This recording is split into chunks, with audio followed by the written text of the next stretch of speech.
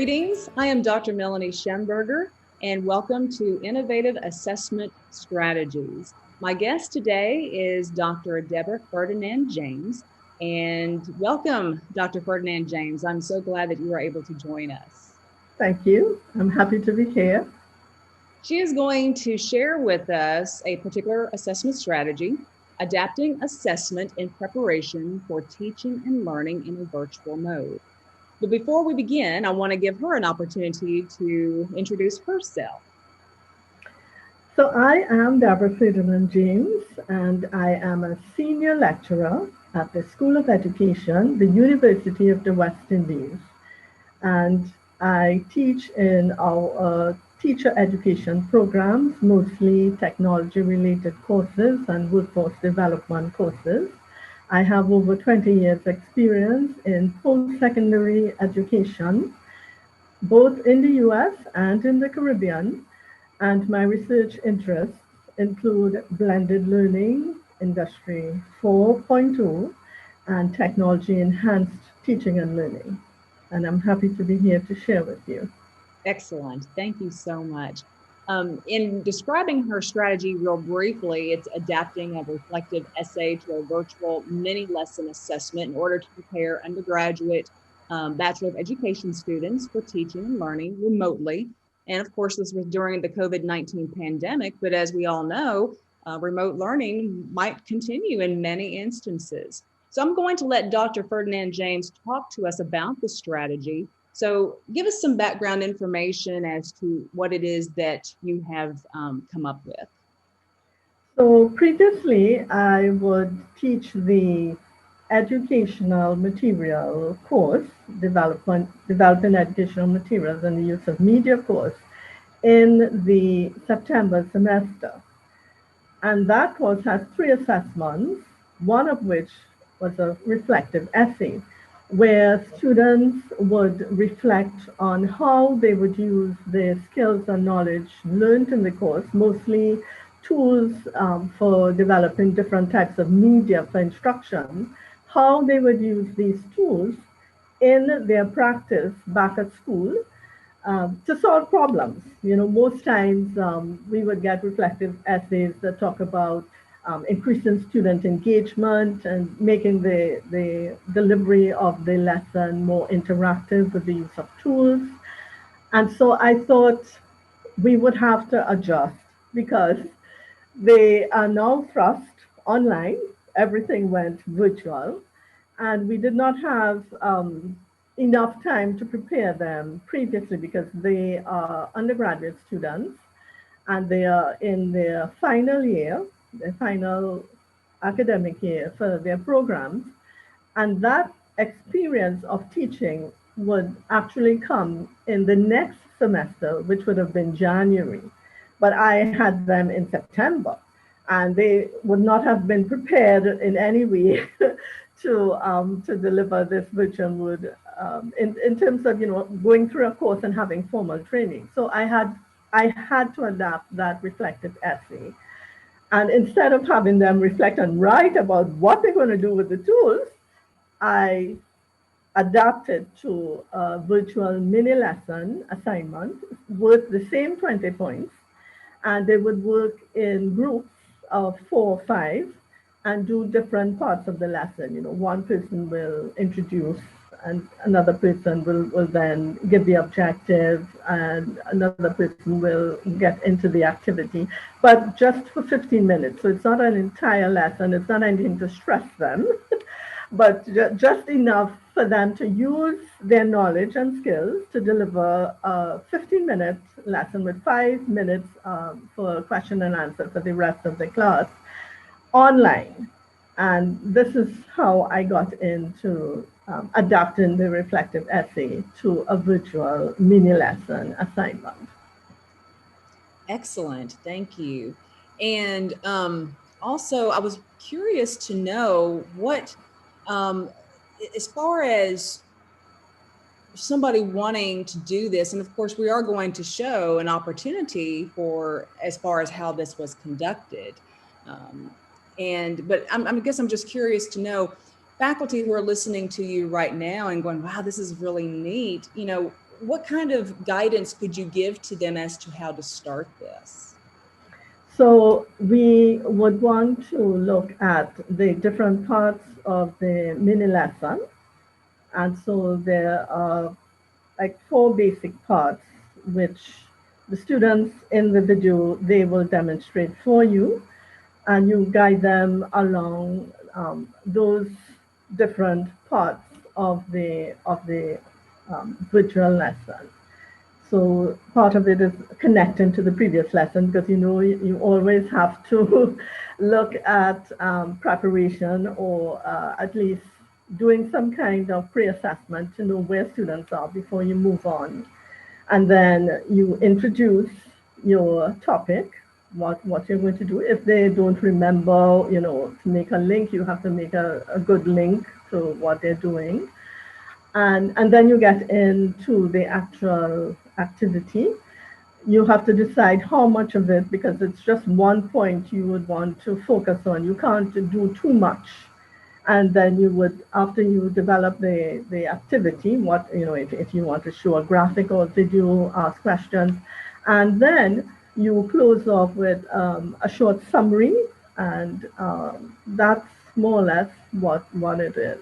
And students would be able to practice that. You help them to focus on areas that need attention in their lessons. They would know their students better than you do. So you give them that opportunity. You always give them the opportunity to relate what they're doing to students' prior knowledge, students' experiences, and students' prior reading, so that you can have that motivation amongst the students in connecting with them and getting them involved. Yeah. And how did students respond? Do they appreciate this type of assessment? What was some of the feedback that you might have either observed or that you might have received? Oh, that was very successful. And I think it's because they know that they needed the skills and they needed to practice so that they could actually deliver their lessons virtually. And when I looked at the results, 90% of the students, and there were 60 students in the class, 90% of them got A's for their virtual lessons, and the other 10% got B pluses. And they really put a lot of effort into showcasing their tools, designing their lessons, working as a group. And if I can read one of the tutors who worked in the delivered one group, one part of the course, because we work with tutors for that number of students. We have at least 2 or 3 groups per tutor. And this is what she said in giving feedback. She said, the mini lesson went off spectacularly. I really enjoyed the presentations, and I think the students had a really wonderful and instructive time seeing how they could practically integrate what they learned into an actual lesson. Kudos to you for introducing this new aspect. Let's definitely continue this in future semesters. And I can give you a clip of a video, part of the virtual lesson that one of the student groups delivered. This group is actually, excuse me, they target 4+ students, or students who are 4 years and over.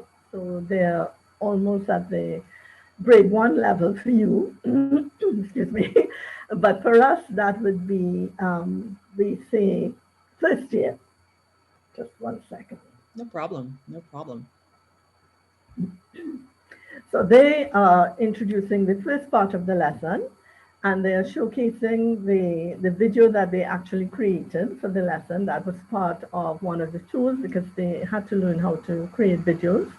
And so I think they're very proud the way they are presenting. The video was created by the group. And so I hand you over now to just show you a short clip of the video. Now they could not do a live class just yet because this is the first time they're doing it online. So they actually simulated and pretended to be the 4+ students in the class. And they used the Zoom platform to deliver the class. Excellent. Very good. So I am getting that ready, making sure I have a share sound. Always got to make sure you got that box checked. And we will show the first couple of minutes of this video to give you the idea of which Dr. Ferdinand-James has described in her strategy. Good afternoon to all. We are Group 1. Our group name is Mediatastic, and I am Larissa Jagler. I'm Farah Ali. I am Patrice Batis. And I am Sarita Naipal. Our topic today is on primary colors, and we are catering to our 4+ students. All right, so to begin this activity, I am going to start. So, good morning, boys and girls. So, today we are going to go back to that topic that we were looking at yesterday, which was, can anybody tell me, does anybody remember? Colors. Colors, but not just any colors. Anybody remembers the name? Who remembers? Ah, I see Narissa. Okay, let's hear it, Narissa. Primary colors. Primary colors. We were looking at primary colors. Okay, but does anybody remember what those colors were? Sarita, tell me. Miss Red. Okay, so we have Blue. red, blue, And yellow. and yellow. How many colors were there? Can you count it with me? 1, 2, 3. three. We had 3 colors, 3 primary colors. So let's take a look at this video so that we can remember these colors even better. So is everybody ready? Yay! Yes, miss. All right, let's look at these videos. Does everybody see the screen? Yes, miss. Yes, miss. Yes, All right, miss. let's start.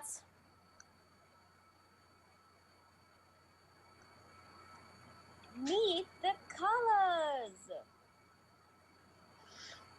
My name is Blue. Would you like to meet my friends? Hello, I am Red. And I am Yellow. Okay. Excellent. Excellent. I can tell that the students, they were all also helping each other. So I think that was an excellent showcase of the strategy. So that was wonderful work. Wonderful. Is there anything else that you feel faculty or educators who are watching this and who are really considering this as a possible assessment strategy to include in any of their courses? Is there anything that you think anything else that they should know moving forward? Sure. So I think it is important for the teachers to be open to moving from that regular traditional face-to-face mode. And so it would take some openness and some preparation to learn the Zoom platform, to structure the lesson in a virtual way, and to be patient with teachers or your students, because it's the first time most of them would be switching online. So it's not anything that you can rush. The videos that they create, it takes time. So you want to give them enough time to be able to develop their various tools and provide them with the resources, the guidance that they need to do that, so that their videos can be of a high quality. As you saw in the video, there was no background sound or anything. When the color came up, you could have heard the the narrator very clearly. I am yellow, and so on. So it's time consuming. It takes a little planning and some patience, but as you can see, the end product is worth it. So those are my helpful tips for switching. Yeah. Excellent. Thank you so much, Dr. Ferdinand-James, for sharing that, because sometimes I think many educators, we get into a rut of various assessments we do, semester after semester, and sometimes it's great to see these different ideas such as yours in helping to spice up some different ways of assessing what students should be able to indicate that they can do or to know. Yeah. So this is a great example. Thank you You're so most much. welcome. And thank you. Yes, thank you. And thank you everyone for watching this episode of Innovative Assessment Strategies.